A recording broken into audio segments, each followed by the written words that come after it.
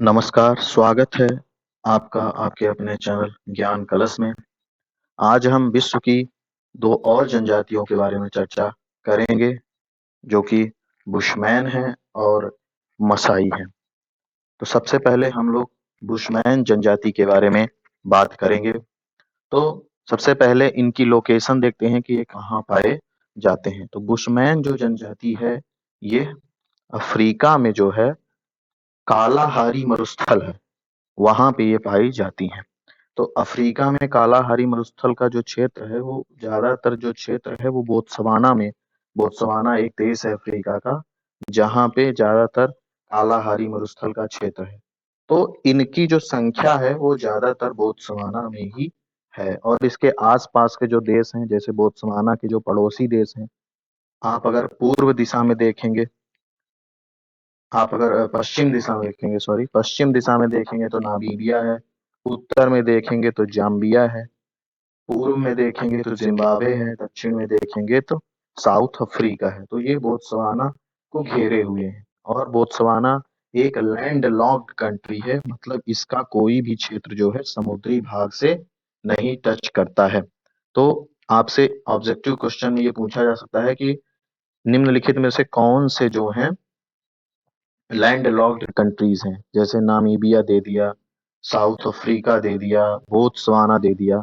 तो इसमें से बोत्सवाना जो है लैंड लॉक्ड है, मतलब इसका कोई भी भाग समुद्र से नहीं टच करता है। तो जो बुशमैन जनजाति है वो कालाहारी मरुस्थल में पाई जाती हैं। एक और क्वेश्चन ये है कि बुशमैन जनजातियां कहाँ पाई जाती हैं? सहारा मरुस्थल में, कालाहारी मरुस्थल में, थार के मरुस्थल में, और कोई एक? तो कालाहारी मरुस्थल में बुशमैन जनजातियां पाई जाती हैं। और ये भी पूछा जा सकता है कि किस देश में पाई जाती हैं, तो अगर बोत्सवाना दिया है तो आपको बोत्सवाना ही सेलेक्ट करना है। एक और मैप है जिसमें इनकी लोकेशन को दिखाया गया है, ठीक है। इसमें कालाहारी डेजर्ट का जो है लोकेशन विश्व में दिखाया गया है। तो पहली बात तो कालाहारी जो मरुस्थल है वो किस महाद्वीप में है? अफ्रीका महाद्वीप में है, अफ्रीका महाद्वीप में है। और इसका जो ज्यादातर क्षेत्र है वो कहाँ है? बोत्सवाना जो देश है, ये आप देख रहे हैं, ये बोत्सवाना है, इसमें ज्यादातर इसका एरिया है। बाकी तो अन्य देशों में भी इसका जो क्षेत्र है, इसका विस्तार है। तो ये मरुस्थलीय क्षेत्र में रहने वाली जनजातियां हैं। कौन सी जनजातियां? बुशमैन जनजातियां मरुस्थलीय क्षेत्रों में रहती हैं। तो बुशमैन शब्द की जो संज्ञा है वो 17वीं सदी में कुछ उच्च आवासीय लोग थे। वो स्थान स्थान पर जब आखेट कर रहे थे, शिकार कर रहे थे, तो उनके संपर्क में जब ये लोग आते गए, तो उनको इन लोगों को उन उच्च आवासीय लोगों ने क्या नाम दिया? बुशमैन नाम दिया। इनकी जो मुख्य आकृति है वह निग्रोआयड जो प्रजातियां होती है उसके जैसी ही होती है, लेकिन इनके आकार में या मुख की संरचना में और निग्रोइड की संरचना में अंतर होता है। जैसे निग्रोइड के जो जबड़े होते हैं वो निकले हुए होते हैं बाहर की तरफ, है ना, उनका मुंह जो है लंबा होता है, लेकिन इनका मुंह आप देख सकते हैं कि लंबाई में नहीं है, ठीक है ना। आगे चलते हैं। आगे इनकी लोकेशन तो आप देख ही लिए हैं, कालाहारी मरुस्थल में, जो कि ज्यादातर कालाहारी मरुस्थल का क्षेत्र बोत्सवाना में है। तो बुशमैन जनजाति कहाँ पाई जाती है? बोत्सवाना में पाई जाती है, ठीक है। अब यहाँ के तापमान के बारे में बात कर सकते हैं। तो मरुस्थलीय क्षेत्र जो होते हैं वहां का दिन का तापमान बहुत ज्यादा हो जाता है। दिन का तापमान ज्यादा होगा, और जैसे ही रात होगी, है ना, तो पार्थिव विकिरण जब पृथ्वी से उत्सर्जित होने लगती है, क्या करती है पृथ्वी कि दिन भर सूर्य के प्रकाश से ऊर्जा ऊष्मा को क्या करती है? अवशोषित करती है। इसको कहते हैं सौर्य विकिरण, है ना, सौर्य विकिरण। और जैसे ही रात होती है और तापमान कम होने लगता है, तो पृथ्वी से क्या है, जो विकिरण है, ऊष्मा है, वो उत्सर्जित होती है, जिसको कहते हैं पार्थिव विकिरण। इसी के कारण जो रात का तापमान है वो कम हो जाता है। तो मरुस्थलीय क्षेत्रों में रात में दिन के समय में ऊष्मा का ज्यादा अवशोषण होता है, इसलिए वहां पे तापमान ज्यादा होता है, रात के समय में कम होता है। तो यहाँ का जो जनवरी का तापमान है, ठंडी का मौसम है जनवरी का, लेकिन फिर भी यहाँ पे जो तापमान रहता है वो 29 डिग्री सेंटीग्रेड से 32 डिग्री सेंटीग्रेड के बीच में रहता है। साथ ही अ, गर्मी के क्षेत्र में यहाँ पे तापमान क्या है और ज्यादा बढ़ जाता है, जो कि लगभग कह सकते हैं आप 45 डिग्री के आसपास हो जाता है। तो जो मरुस्थलीय क्षेत्र होते हैं वहां दैनिक तापमान में काफी अंतर पाया जाता है। तो यहाँ भी दैनिक तापमान में अंतर का मतलब है कि दिन का तापमान ज्यादा होगा और रात का तापमान क्या हो जाएगा, कम हो जाएगा। जब दोनों का अंतर लेंगे तो बहुत ज्यादा डिफरेंस दोनों में आपको देखने को मिलेगा। ठीक है ना। आगे चलते हैं। आगे यहाँ से जो है, यहाँ एक नदी है, ठीक है ना, लिम्पोपो। इसका नाम है लिम्पोपो नदी, उसके बारे में मैं आपको दिखा रहा हूँ। ठीक है ना। ये है लिम्पोपो नदी। यहाँ पे आपको, ये दक्षिण अफ्रीका के आसपास है ना। अफ्रीका में ही एक देश है, कौन सा, दक्षिण अफ्रीका, जो यहाँ पे आप देख सकते हैं, ये है। ठीक है। तो इसमें क्या है कि ये जो लिम्पोपो नदी है, इसकी खास विशेषता ये है कि जो मकर रेखा होती है, जिसको आप इंग्लिश में कहते हैं ट्रॉपिक ऑफ कैप्रिकॉर्न, इसको 2 बार काटती है। बहुत ही महत्वपूर्ण क्वेश्चन है, कई बार पूछा जाता है कॉम्पिटिटिव एग्जाम में। तो जो लिम्पोपो नदी है वो ट्रॉपिक ऑफ कैप्रिकॉर्न मकर रेखा को 2 बार विभाजित करती है, और ये जाके कहाँ गिरती है, इंडियन ओशन में कहाँ जाती है, गिरती है। ठीक है। यहाँ से दक्षिण अफ्रीका से निकलती है और यहाँ से होते हुए ये इंडियन ओशन में जाके समाहित हो जाती है। दूसरा एक महत्वपूर्ण क्वेश्चन है कि जो 0 डिग्री की अक्षांश होती है, उसको आप कहते हैं विषुवत रेखा। यहाँ से विषुवत रेखा भी गुजरती है। एक नदी है यहाँ पे कांगो, कांगो नदी है, जो विषुवत रेखा को 2 बार विभाजित करती है। बहुत ही महत्वपूर्ण क्वेश्चन है, बहुत सारे एग्जामों में कई बार रिपीट होता है। तो कांगो नदी जो है वो विषुवत रेखा को 2 बार विभाजित करती है। लिम्पोपो नदी मकर रेखा को विभाजित करती है। ठीक है। आप देखेंगे कर्क रेखा को कौन सी नदी विभाजित करती है, तो कर्क रेखा को भारत में एक नदी है जिसका क्या नाम है, माही नदी है, वो भारत में है, जो कि कर्क रेखा को 2 भागों में विभाजित करती है। क्योंकि कर्क रेखा जो है वो भारत से ही भारत को 2 भागों में बांटती है, कर्क रेखा। तो जो कर्क रेखा है उसको यहाँ पे ये देखिए, ये है माही नदी। ये माही नदी जो है भारत से कर्क रेखा गुजरती है, इसको 2 भागों में क्या करती है, 2 बार काटती है। एक बार यहाँ पे काट रही है, एक बार फिर इधर जब जाती है तब काटती है। तो मध्य प्रदेश से निकलती है और जाके कहाँ मिलती है, खंभात की खाड़ी में जाके क्या करती है, गिरती है माही नदी। तो माही नदी कर्क रेखा को 2 भागों में 2 बार काटती है। फिर है विषुवत रेखा, जो है कांगो रिवर को 2 बार काटती है। और जो है मकर रेखा जो है उसको लिम्पोपो नदी जो है वो 2 बार काटती है। ठीक है। महत्वपूर्ण क्वेश्चन है तीनों। एक और क्वेश्चन ये है कि किस महाद्वीप से जो है तीनों रेखाएं गुजरती हैं, अक्षांश रेखाएं। तो जो अफ्रीका महाद्वीप है उससे कर्क रेखा भी गुजरती है, विषुवत रेखा भी गुजरती है और मकर रेखा भी गुजरती है। ये भी बहुत ही महत्वपूर्ण क्या है, क्वेश्चन है। ठीक है ना। अब अगर आप इसके चारों ओर के सागरों को नाम देखना चाहते हो तो देख सकते हैं। यहाँ अफ्रीका के उत्तरी भाग में कौन सा सी है, मेडिटेरियन सी, जिसको भूमध्य सागर कहते हैं। अगर इसके पश्चिम में देखेंगे तो अटलांटिक ओशन है, अटलांटिक महासागर, है ना। यहाँ पे लाल सागर है, ठीक है। यहाँ पे गल्फ ऑफ एडन है, यहाँ पे इंडियन ओशन है, और इसके जो दक्षिण भाग में है, पूर्वी भाग में इंडियन ओशन है और दक्षिणी पूर्वी भाग में आप कह सकते हैं कि प्रशांत महासागर का क्षेत्र है। ठीक है ना। तो हम लोग लोकेशन पे बात कर रहे थे बुशमैन की। तो बुशमैन का जो लोकेशन है वो कालाहारी मरुस्थल में है, जो कि ज्यादातर क्षेत्र कहाँ पे पाया जाता है, बोत्सवाना में पाया जाता है। तो यहाँ की 3-4 फैक्ट जो हैं, कौन सी नदियां किस रेखा को काटती है, ये बहुत ही महत्वपूर्ण है, ये आपको जानना चाहिए। यहाँ जो शाकाहारी पशु हैं, अब बुशमैन जो होते हैं ये ज्यादातर क्या होते हैं, मांसाहारी ही होते हैं, है ना। क्योंकि मरुस्थलीय क्षेत्रों में आप अनाज उपजाना बहुत कठिन है, क्योंकि वहाँ का जो वातावरण है वो बहुत ही कठिन होता है, कठोर होता है, तापमान बहुत ज्यादा रहता है, मिट्टी उपजाऊ नहीं है, पानी की समस्या है, पानी ही नहीं है, तो वहाँ खेती कैसे करेंगे।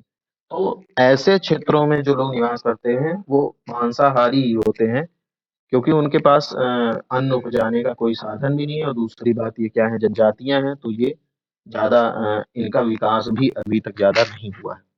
तो यहाँ जो शाकाहारी पशु हैं, कुछ उनके नाम पढ़ लेते हैं। जैसे एंटीलोप पाया जाता है, एक जिराफ है, जेब्रा है, ये सब यहाँ पाए जाते हैं। कुछ मांसाहारी पशु भी हैं, जैसे सिंह है, चीता है, जंगली बिलार है, गीदड़ आदि, ये सभी पाए जाते हैं। और चींटी, छिपकली, मेंढक, मधुमक्खी, ये सभी यहाँ पाए जाते हैं। यहाँ एक महत्वपूर्ण फैक्ट है कि यहाँ एक प्रकार की दीमक पाई जाती है, जिसको क्या कहते हैं, बुशमैन्स राइस। क्या कहते हैं उसको? बुशमैन्स राइस। उसका इमेज हम आपको दिखा रहे हैं। ये आप देखे होंगे कि पेड़ पौधे जब ज्यादा पुराने हो जाते हैं तो उनके चारों ओर दीमक लग जाती है, ठीक है ना। तो यहाँ जो दीमक पाई जाती है उसका नाम इन्होंने रखा है बुशमैन्स राइस, ठीक है ना। और ये इसको खाते हैं, है ना। ये क्या करते हैं, बुशमैन्स जो राइस है, इसको क्या करते हैं, खाते हैं। तो आपसे पूछा जा सकता है कि बुशमैन्स राइस है, दीमक है, बिल्ली है, कुत्ता है ना, मधुमक्खी है, तो आपको पता होना चाहिए कि ये दीमक है, जिसको ये क्या कहते हैं, बुशमैन्स राइस कहते हैं, ठीक है। और एक फैक्ट ये है कि अगर ये लोग शिकार कर रहे हैं, मांसाहारी हैं, तो शिकार तो करेंगे ही। शिकार करते समय मान लीजिए इन्होंने किसी जानवर का शिकार किया और वो एकदम से मृत नहीं हुआ, घायल अवस्था में किसी दूसरे टोली में चला गया, जैसे इनका क्षेत्र होता है ना, वहां रहते हैं इकट्ठा होके। अब दूसरा कोई कबीला है वहां चला गया, तो इनको क्या करता है, अपना जो वो घायल पशु था उसको क्या करता है, दोनों क्षेत्रों में विभाजित करना पड़ता है, इनको कुछ हिस्सा देना पड़ता है, ठीक है। ये इनके बारे में एक फैक्ट ये है कि ये बहुत ही कलाकार टाइप के होते हैं। ये अपना रूप जो है या भेष बदलने में माहिर होते हैं। ये जंतुओं की आवाज की भी नकल करते हैं, ठीक है ना। तो ये जैसे शिकार बुलाने के लिए या शिकार को भगाने के लिए मान लीजिए कोई खतरनाक जानवर आ गया, तो उससे भी खतरनाक जानवर का क्या ले लेंगे, आवाज निकालेंगे, तो वो डर के भाग जाएगा, ठीक है ना। अब इसमें कुछ फैक्ट और हैं, जैसे कि यहाँ पे जो प्रत्येक व्यक्ति होता है वो अपने परिवार के लिए क्या करता है, शिकार करता है, ठीक है ना। और ये जो निवास घर इनका होता है, तो प्राचीन समय में घर ये इस तरह से बनाते थे। ये आप देख रहे हैं कि ये घास फूस से क्या किए हैं, अपना घर बनाए हुए हैं। लेकिन कुछ समय में जो अब विकास होता गया, तो कुछ मॉडर्न तरीके के भी घर इस तरह से लकड़ियों के आदि के माध्यम से बनाए हैं। लेकिन ये पहले झोपड़ी टाइप का ही घर बना के उसमें रहते थे। आपको बताया कि बुशमैन मुख्यतः मांसाहारी हैं। आखेट के द्वारा जानवर का शिकार, मछली, पौधे की जड़ें, क्योंकि मरुस्थल में मान लीजिए कुछ पौधे हैं, उनकी जड़ें हैं, गेहूं चावल तो उपजाना बड़ा मुश्किल है, शहद आदि, और छोटे कीड़ों आदि को ये लोग खाते हैं। ये यहाँ पे शुतुरमुर्ग पाया जाता है। आपको पता है कि सबसे बड़ा जो अंडा होता है वो शुतुरमुर्ग का ही होता है। तो ये शुतुरमुर्ग का जो अंडा होता है, उसी से बने बर्तनों में क्या करते हैं, भोजन करते हैं या पानी रखते हैं, ठीक है। तो बुशमैन जो है, आपसे पूछा जा सकता है कि बुशमैन ज्यादातर जो बर्तन हैं या कुछ पात्र के रूप में किस अंडे का इस्तेमाल करते हैं, तो शुतुरमुर्ग का अंडा होता है, जिसमें ये लोग क्या करते हैं, जल हो गया, ये सब रखने का काम करते हैं। ये जो जनजातियां हैं ये स्थायी नहीं होती हैं। ये जो घर आप देख रहे हैं ये स्थायी नहीं होते हैं। ये एक जगह से दूसरे जगह पर क्या करते हैं, ट्रेवल करते हैं मौसम के अनुसार। जैसे बरसात का मौसम है तो कहीं ऐसी जगह पर जाएंगे जहाँ बारिश हो, तो वहां कुछ अन्न उपजा सकते हैं। मरुस्थल में तो बीच में रहेंगे नहीं, जहाँ पानी बारिश ना हो। और जहाँ पेड़ पौधे होंगे उसी के आसपास रहेंगे। जैसे यहाँ भी एक घर देखिए, पेड़ पौधों के एकदम आसपास बनाया गया है। तो ये एक जगह पर नहीं रहते हैं, ये क्या करते हैं, घूमते रहते हैं। फिर आगे चलते हैं, इनके वस्त्रों के बारे में बात करते हैं, ठीक है ना। जो वस्त्र हैं इनका, आपको मैं बुशमैन की फोटो दिखाता हूँ। ये है एक बुशमैन, है ना। इनके वस्त्र देख सकते हैं आप, इस तरह के होते हैं। चोगा एक जो होता है, क्लॉक इसको इंग्लिश में कहते हैं, चोगा। इसका जो नाम है इन लोगों ने अलग से रखा हुआ है, उसको कहते हैं कारोस। कारोस चोगा, जैसे मान लीजिए हम लोग कोट की तरह पहनते हैं ठंडी में, या कोई ऊपर से कपड़ा पहनते हैं, उसको कहते हैं चोगा, है ना। तो चोगा जो है उसको ये लोग कहते हैं अपने शब्द में कारोस। तो ये भी फैक्ट है कि बुशमैन द्वारा पहने जाने वाले चोगा को क्या कहते हैं? तो उसमें कई नाम हो गए, तो उसमें कारोस जो नाम है वो महत्वपूर्ण है। इनके हथियार जो हैं वो लकड़ी आदि से बनाए हुए रहते हैं, तीर आदि का प्रयोग करते हैं, ठीक है ना। और झोला आदि जो वस्त्र हैं ये सांभर एक जीव होता है उससे भी तैयार करते हैं, ठीक है। जो रहने का इनका तरीका है तो ये छोटे छोटे दल में रहते हैं, ठीक है। इन दलों की संख्या 20 से 100 लोग इसमें हो सकते हैं, ठीक है ना। छोटे छोटे दल बना के रहेंगे, उसमें 20 से 100 लोग रहते हैं। और आगे देते हैं कि ये जो लोग हैं ये देवी देवताओं भूत प्रेतों में भी क्या करते हैं, विश्वास करते हैं, ठीक है। तो बुशमैन से रिलेटेड जो फैक्ट थे उनके बारे में हम लोगों ने चर्चा किया है। अब आगे हम लोग मसाई जनजाति के बारे में देखेंगे, है ना। उसके पहले ये भी इमेज आप देख सकते हैं, ये महिला का वस्त्र है। इसमें महिलाएं क्या करती हैं, ऐसा वस्त्र बनाती हैं कि इसमें अपने बच्चों को भी क्या करते हैं, ये लोग पीछे की ओर ऐसे बांधे हुए रहते हैं, ठीक है ना। तो ये महिला है जिनका वस्त्र इस तरीके का है, ये चमड़े का ही है ना। ये आप देख सकते हैं चमड़े का है वस्त्र। और ऐसे ही पुरुष का भी वस्त्र आपको दिखाए हैं, है ना ये, ठीक है। तो इस तरह से हम लोगों ने बुशमैन जनजाति के बारे में बात की। अब आगे चलते हैं, मसाई जनजाति के बारे में बात करते हैं। तो सबसे पहले मसाई जनजाति कहाँ पाई जाती है, ठीक है। तो ये भी अफ्रीका महाद्वीप में पाई जाती है। ये क्वेश्चन ये भी बनता है कि बुशमैन जनजाति किस महाद्वीप में पाई जाती है, अफ्रीका महाद्वीप में। किस देश में ज्यादा पाई जाती है, तो बोत्सवाना में। ऐसे ही मसाई जनजाति किस महाद्वीप में पाई जाती है, 4 महाद्वीप दे देंगे, एशिया, अफ्रीका, यूरोप, ऑस्ट्रेलिया। तो वो पाई जाती है अफ्रीका ही महाद्वीप में, मसाई भी जनजाति पाई जाती है। इसका लोकेशन स्पेसिफिकली देखेंगे अभी, ठीक है। तो यहाँ पे जो कीनिया है, एक देश है कीनिया, और एक है तंजानिया। ये कौन सा है, अफ्रीका का पूर्वी भाग है। ये अफ्रीका महाद्वीप का पूर्वी भाग है, जहाँ पे ये दोनों देश हैं, केन्या और तंजानिया। एक सेकेंड, पेन का कलर चेंज करते हैं। तो जो कीनिया है और तंजानिया है, इन दोनों देशों के बॉर्डर पे ये क्या है, मसाई जनजाति पाई जाती है। यहाँ आप देख रहे हैं मसाई लैंड लिखा हुआ है, ठीक है ना।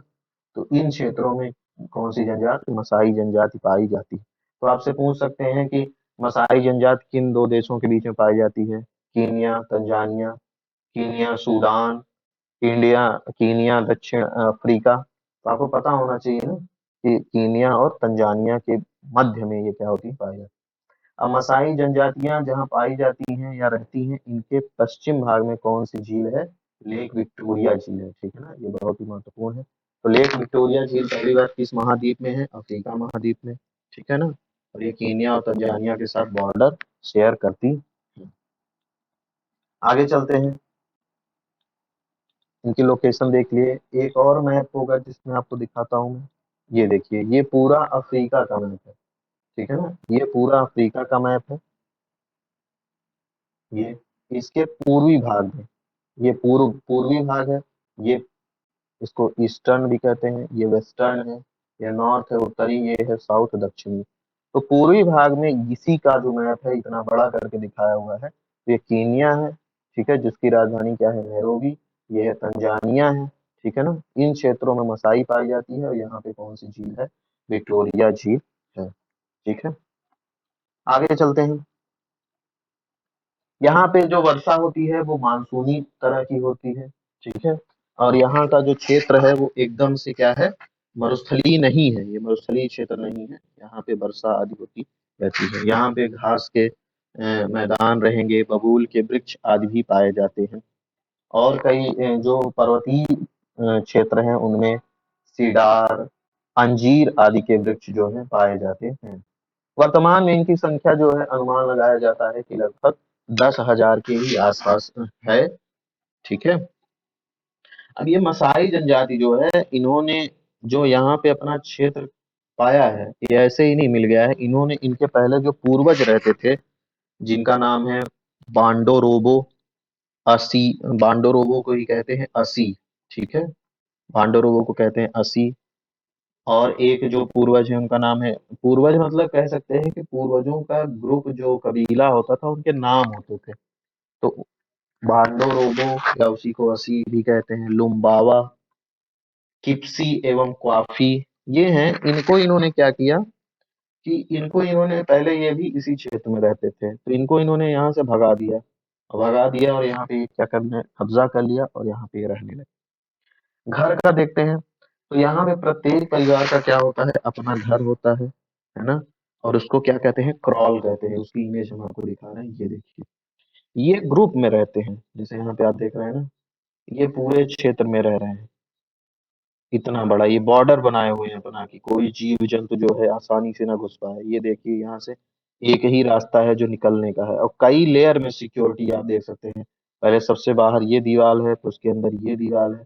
इस सबके घर के चारों ओर भी दीवार आपको देखने को मिल सकती है। तो ये सिक्योरिटी के हिसाब से जो है एक ग्रुप है ना। इसी ग्रुप में सबके अपने अपने घर अलग अलग हैं। जैसे एक घर यहाँ पे देख रहे हैं, एक छोटा सा यहाँ पे, एक छोटा सा घर यहाँ पे, है ना। और ये रास्ता है एक ही, चारों तरफ से रास्ता नहीं खुला है, कहीं कोई घुस जाए, है ना। तो ये अपना सिक्योरिटी के हिसाब से घर बनाते हैं, जिसको क्या कहते हैं, क्राल। बहुत ही महत्वपूर्ण क्वेश्चन है कि मसाई जनजातियां जहाँ निवास करती हैं उनको क्या कहते हैं, क्राल। इनके घरों को देखते हैं, ये कुछ इस तरह से बने होते हैं। ये जो छोटे छोटे यहाँ पे दिखाए हैं ना, इसके इसका ये बड़ा रूप है, मतलब ये वास्तव में ऐसे घर होते हैं। आप देख रहे हैं ये लकड़ी आदि से बनाए गए हैं, और इसमें जो है ऊपर से मिट्टी आदि को क्या किया गया है, मिट्टी आदि का लेप लगा दिया गया है ना, जिससे बारिश आदि हो तो वो पानी जो है अंदर प्रवेश ना करे। तो एक क्रॉल में 20 से 50 झोपड़ियां होती हैं। इनका जो घर है वो अंडाकार है, आप देख सकते हैं यहाँ पूरा ये जो लगभग एरिया ही है पूरा अंडाकार है। तो इनके घर भी जो है गोलाकार या अंडाकार ही होते। आगे इनकी जो घर के अंदर की छतें हैं, अब यहाँ छत अंदर से फोटो तो, क्योंकि जनजातियों के क्षेत्र में जाना ही बड़ा कठिन काम है ना। वो बहुत ही आक्रामक होते हैं। अन्य जो, जैसे जो सभ्य अपने को कहते हैं, और इनको ये तो बहुत ही विवादास्पद विषय है, ऐसा कहना नहीं चाहिए, क्योंकि सब लोग मानव ही हैं, है ना। मानव तो सभी है। तो जो अपने को बहुत अच्छा मानते हैं, वो जब यहाँ जाते हैं तो ये लोग उनको क्या करते हैं, भगा देते हैं। और कभी कभी आक्रामक होके उनको मार भी देते हैं। आप न्यूज में पढ़ेंगे। तो एक रहने का तरीका ये भी है। ये झोपड़ियां आप देख रहे हैं ना, तो कुछ जो क्राल हैं वो ऐसे झोपड़ियों के रूप में बने होते हैं, और कुछ क्राल जो हैं इस तरह से बने हुए होते हैं, जिसमें ये लोग क्या करते हैं, निवास करते हैं। तो कह रहा था कि जो जो ये है, ये वाले क्रॉल, इनकी जो छत होगी, ये क्या करते हैं, बैल के चमड़े से इसको क्या करते हैं, अंदर से, जैसे आप प्लास्टर कराते हैं घर में अपने छत पे अंदर से, तो ये क्या करते हैं, उसको उसी बैल के चमड़े से इसको ढक देते हैं, जिससे पानी आदि का रिसाव यहाँ पे ना होने पाए। ये जो मसाई जनजातियां हैं, इनका जो पशु है वही वास्तविक क्या होती है, संपत्ति होती है। ये लोग दूध को एकत्रित करने के लिए, एक फैक्ट है, दूध को एकत्रित करने के लिए लौकी की तुम्बी, तुम्बी का मतलब है, मान लीजिए लौकी है, जब आप देखे होंगे लौकी जब सूख जाती है एकदम, अगर लौकी पेड़ में ही रहे और वो क्या हो जाए, पूरा वृक्ष सूख जाए, तो धीरे धीरे उसका जो फल है वो भी सूख जाएगा। तो अगर वो एकदम कठोर हो जाता है, अगर आप उसके ऊपरी भाग को काट करके उसमें क्या करें, उसके अंदर का जो मटेरियल है उसको बाहर निकाल दें, तो वो एकदम आपका जैसे बॉटल होता है ना, आप बॉटल पानी के लिए यूज करते हैं, वैसे ही हो जाता है। तो उसमें ये लोग अपना दूध आदि रखते हैं, और ये अपने दूध के बर्तन को पवित्र रखने के लिए उसको गौमूत्र से धोए धोते हैं। ठीक। एक फैक्ट जो कि बहुत ही महत्वपूर्ण है, ये लोग जब शिकार आदि का जो उत्सव आयोजन होता है, उसमें पशुओं को काटा जाता है ना, चमड़े या मांस के लिए। तो उसके लिए इन्होंने एक व्यक्ति को, या एक जो कुछ जैसे समाज है, तो उसमें कुछ व्यक्तियों को नियुक्त कर देते हैं ना, कि ये काम करेंगे। तो ये जनजातियां हैं, यहाँ के तरीके पारंपरिक हैं। तो इन्होंने एक ग्रुप को, या कह सकते हैं कि नियुक्त किया है, जो कि क्या करेगा, पशुओं को काटेगा आदि को, या मारेगा। तो उसका नाम है वांडो रोबो, है ना। उसका नाम है वांडो रोबो। उसको मैं दिखाता हूँ आपको, उसकी इमेज है मेरे पास। वांडो रोबो है जो क्या करता है, जब कोई भी उत्सव आयोजित होता है उसमें वो उसको काटने का काम करता है। ये है ना। जी, ये है वांडो रोबो। वांडो रोबो ये क्या करते हैं, कोई उत्सव आदि का आयोजन होता है तो उसमें ये क्या करते हैं, पशुओं को मारते हैं, बलि देते हैं और उसी का भोजन जो है बनता है, क्योंकि मसाई जो है अपने पालतू पशुओं को नहीं मारते हैं, उनका वध नहीं करते हैं। एक फैक्ट ये भी है कि ये लोग कच्चे ही दूध का प्रयोग करते हैं। जैसे हम लोग क्या करते हैं, जनरली उबाला हुआ दूध पीते हैं, लेकिन ये लोग कच्चे ही दूध पीते हैं। और जब कोई व्यक्ति रोगग्रस्त रहता है उसको ही ये उबाला हुआ दूध क्या देते हैं, उबाला हुआ दूध प्रदान करते हैं। एक बहुत ही फैक्ट है, अजीब भी आपको लग सकता है, कि इनके भोजन में जो रक्त होता है ना, रक्त, ब्लड, इसका भी बहुत महत्वपूर्ण स्थान होता है। और ये ब्लड कहाँ से प्राप्त करते हैं, ये या तो गायों से प्राप्त करते हैं, ठीक है ना, या तो बैलों से। तो बैलों से ज्यादातर रक्त को प्राप्त करते हैं। तो उसका तरीका है, उस तरीके में नहीं पढ़ना है हमको, बस ये जानिए कि ये ब्लड जो है इनके भोजन का भी मुख्य हिस्सा है। और ये ब्लड को निकाल के स्टोर करके रखते हैं और उसको दूध के साथ मिला करके इसको प्रयोग करते हैं।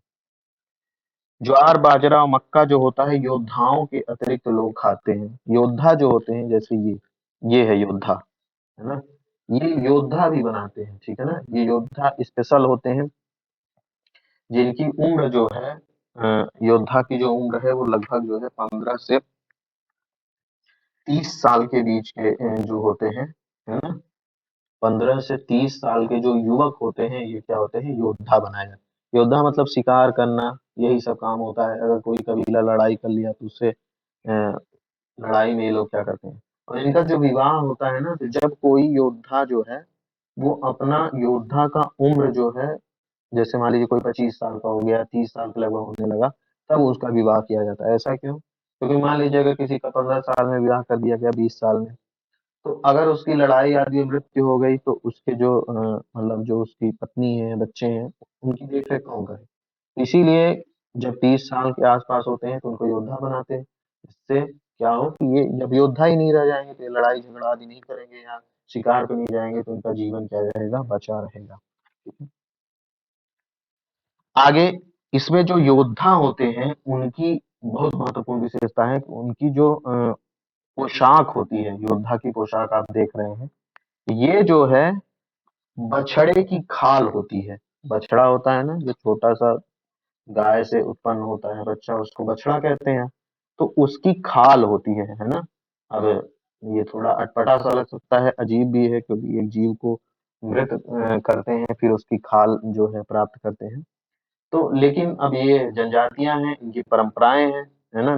धीरे-धीरे इनका विकास जब होगा बौद्धिक और शैक्षिक और सामाजिक, आर्थिक, तो ये धीरे-धीरे इन चीज़ों को छोड़ते जाएँगे, ठीक है?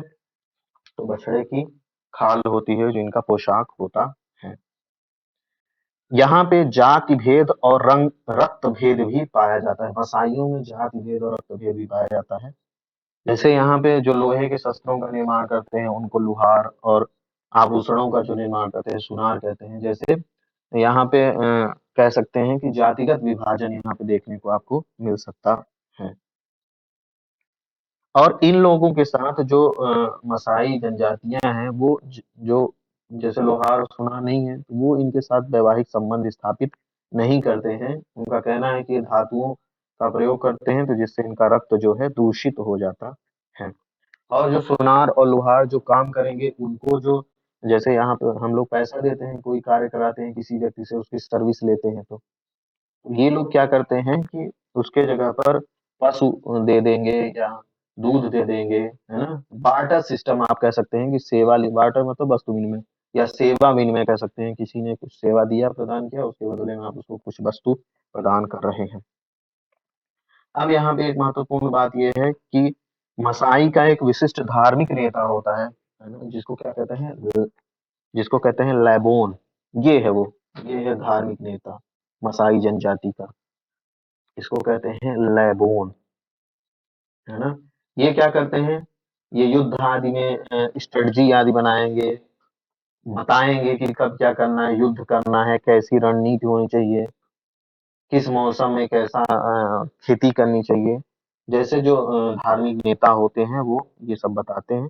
ये सबसे महत्वपूर्ण है कि इसका नाम क्या है। तो इस धार्मिक नेता का जो मसाई का है, इसका क्या नाम है? लेबोन है। ठीक है ना। इसकी जो तुलना है वो इज़राइल के मुख्य पुजारी जिनका नाम होता है लेवाइट्स। इज़राइल में भी मुख्य जो पुजारी होते हैं उनको कहते हैं लेवाइट्स। ठीक है ना। तो लेवाइट्स से इसकी तुलना करते हैं किसकी? लेबोन की। तो ये लेबोन है, ये किसका धार्मिक नेता है? मसाई का धार्मिक नेता है लेबोन। ठीक है। अब मसाई जो हैं वो गोत्रों को भी स्थान है मसाई जनजाति में, गोत्र आदि भी मानते हैं। और जो विवाह आदि है उनमें भी महत्वपूर्ण जो है गोत्र आदि मिलान करते हैं ना, किस गोत्र का है। हम जैसे पुत्र का विवाह करते हैं तो प्रयास करते हैं कि अपने से कम गोत्र में ही पुत्र का विवाह करेंगे। पुत्री का जब करते हैं तो अपने से उच्च गोत्र में प्रयास करते हैं कि ठीक। फिर इनमें जो कीनिया है, इसी कीनिया और तंजानिया के ही दोनों क्षेत्रों में मसाई जनजाति है, आपको मैप के द्वारा दिखा चुके हैं। तो यहाँ पे दो तरह के मसाई जनजाति के लोग रहते हैं। एक है काले बैल के गोत्र और दूसरे हैं लाल बैल के गोत्र। तो जो काले बैल के गोत्र होंगे वो काले बैल, उनका या तो कोई प्रतीक होगा या परंपरा होगी। और जो लाल बैल के गोत्र होंगे वो इसी तरह से। इन समुदायों में परस्पर अंतर विवाह भी होता है, काले बैल के गोत्र और लाल बैल के गोत्रों में। ठीक है। यहाँ वयस्क विवाह ही होता है, जैसा आपको पहले बता चुके हैं कि जब योद्धा जो है अपनी योद्धा वाली आयु समाप्त करने लगता है तभी उसकी विवाह किया जाता है। यहाँ दहेज प्रथा भी पाई जाती है, ये भी फैक्ट है, एक बहुत महत्वपूर्ण है कि क्या मसाई जनजाति में दहेज प्रथा पाई जाती है? तो हाँ, यहाँ दहेज प्रथा पाई जाती है। दूसरा, यहाँ बहुविवाह भी प्रचलित है। एक व्यक्ति जो है कई महिलाओं के साथ क्या कर सकता है? विवाह कर सकता है। ठीक है। तो बहुविवाह और दहेज प्रथा दोनों यहाँ पे प्रचलित है। ठीक। और जो संपत्ति है, मान लीजिए बहुविवाह हुआ तो कई पत्नियां हैं, उनके कई अलग अलग बच्चे हैं। तो जो सबसे पहली पत्नी होती है उसको सबसे ज्यादा संपत्ति में भाग मिलता है, फिर उसके बाद भाग जो है अन्य पत्नियों का घटता जाता है। तो जैसे ही उस व्यक्ति की मृत्यु होगी तो वो उतना भाग पशु संपत्ति है या कोई जमीन का है तो वो विभाजित हो जाएगा और इस महिला से उनके बच्चों को प्राप्त हो जाता है। तो इस तरह हमने दो जनजातियां जो हैं बुशमैन और मसाई के बारे में जो महत्वपूर्ण फैक्ट हैं उनको चित्र के माध्यम से समझा, जिससे कि हमको अच्छे से समझ में आए। है ना। बहुत बहुत धन्यवाद। आप देखते रहिए, अच्छा लगे तो इसको लाइक सब्सक्राइब और शेयर भी कीजिए। धन्यवाद।